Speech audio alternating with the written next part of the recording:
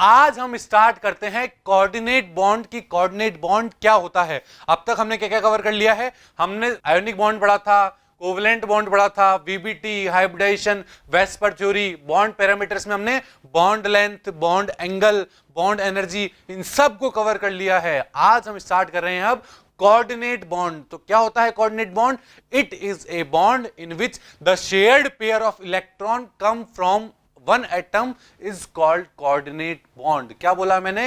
ये एक ऐसा बॉन्ड होता है जिसके अंदर शेयर्ड पेयर ऑफ इलेक्ट्रॉन जो होते हैं वो केवल और केवल एक एटम के द्वारा ही दिए जाते हैं, मतलब वो एक एटम ही डोनेट करता है। बात क्लियर है? Atom which provide the electron pair for sharing is called electron donor species. वो एटम जो इलेक्ट्रॉन पेयर को क्या करता है? शेयर करता है, वो मेरा कहलाता है इलेक्ट्रॉन डोनर स्पीशीज, जिसे हम लेविस बेस भी बोलते हैं। बात क्लियर है? ध्यान रखिएगा, लेविस बेस क्या होता है, ये टर्म भी हमें बहुत बार यूज में ली जाती है। बात क्लियर है?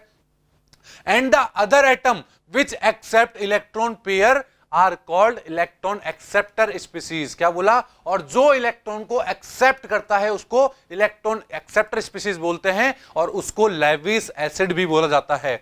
तो यहां पर दो टर्म सीखी हमने, एक लेविस बेस और एक लेविस एसिड। लेविस बेस वो होते हैं जो इलेक्ट्रॉन पेयर डोनेट करते हैं, और लेविस एसिड वो होते हैं जो इलेक्ट्रॉन पेयर को एक्सेप्ट करते हैं। बात क्लियर है? समझ में आया?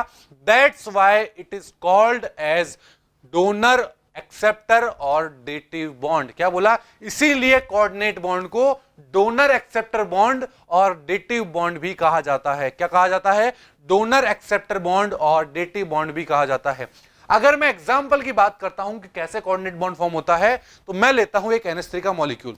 देख पा रहे हैं आप NH3 का मॉलिक्यूल? अगर इस NH3 की मॉलिक्यूल की रिएक्शन में BF3 के साथ करा दूं, किसके साथ? BF3 के साथ करा दूं, तो क्या मिलेगा मुझे बताइए।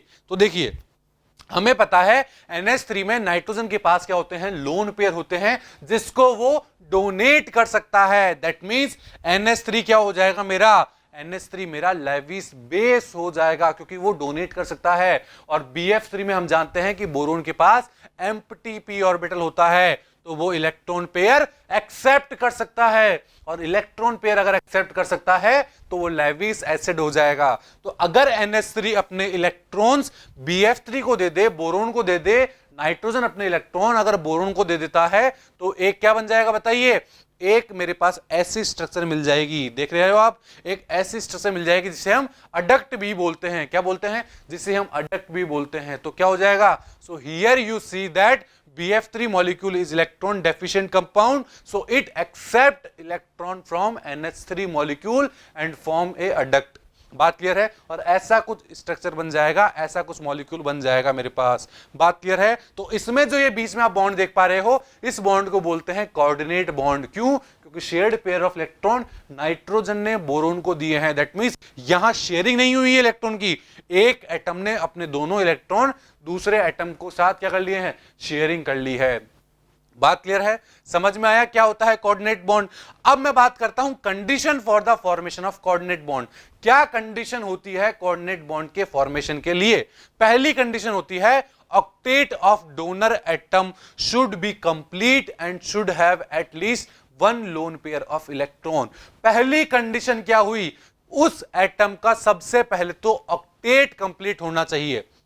ऑक्टेट कंप्लीट होने के साथ साथ उसके पास एक लोन पेयर ऑफ इलेक्ट्रॉन भी होने चाहिए, जो कि वो डोनेट करने के लिए क्या हो? एलिजिबल हो, डोनेट कर सके। बात क्लियर है? ये थी मेरी पहली कंडीशन कि उस एटम का ऑक्टेट कंप्लीट हो और एक लोन पेयर उसके पास प्रेजेंट हो। बात क्लियर है? अब सेकंड कंडीशन क्या होगी? सेकंड कंडीशन हो जाएगी acceptor atom should have vacant orbital to accommodate lone pair. क्या बोला मैंने? जो एक्सेप्टर एटम है उसके पास एक वैकेंट ऑर्बिटल भी हो, जिससे जो इलेक्ट्रॉन डोनेट कर रहा है उसको एक्सेप्ट कर सके। बात क्लियर है? समझ में आया आपको? फॉर एग्जांपल मैं इसमें और एग्जांपल की बात करता हूं। देखिए, एक NH3 मॉलिक्यूल है, वही सेम। अगर इसकी रिएक्शन H+ के साथ करा दें, किसके साथ? H+ के साथ, तो हम जानते हैं NH3 के पास तो पेयर ऑफ लोन पेयर है और हाइड्रोजन के ऊपर प्लस लगा हुआ है। दैट मींस इलेक्ट्रॉन्स की क्या है? कमी है। तो नाइट्रोजन अपने इलेक्ट्रॉन हाइड्रोजन को देगा और एक NH4 का कॉम्प्लेक्स बना देगा। क्या बना देगा? NH4+ बना देगा। बात क्लियर है? दैट मींस क्या हुआ?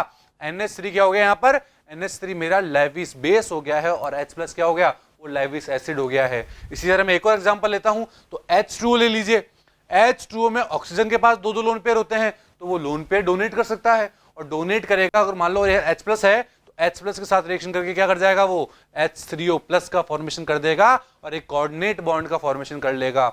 इसी तरह मैं बात करूं O2, O double bond O आप देख पा रहे हैं, उसकी रिएक्शन एक ऑक्सीजन के साथ करा दें तो क्या होगा, ऑक्सीजन अपने लोन पेयर उस ऑक्सीजन के साथ क्या कर देगा, शेयर कर देगा और एक कोऑर्डिनेट बॉन्ड का फॉर्मेशन कर देगा, और आपको क्या देखने को मिल रहा है, एक O3 मॉलिक्यूल बन चुका है। इसी तरह और भी बहुत सारे केसेस हो सकते हैं जहां पर कोऑर्डिनेट बॉन्ड का क्या हो, फॉर्मेशन हो। बात क्लियर है, समझ में आया आपको कैसे कोऑर्डिनेट बॉन्ड का फॉर्मेशन होता है? सो आई होप आपको ये कोऑर्डिनेट बॉन्ड का समझ में आया होगा।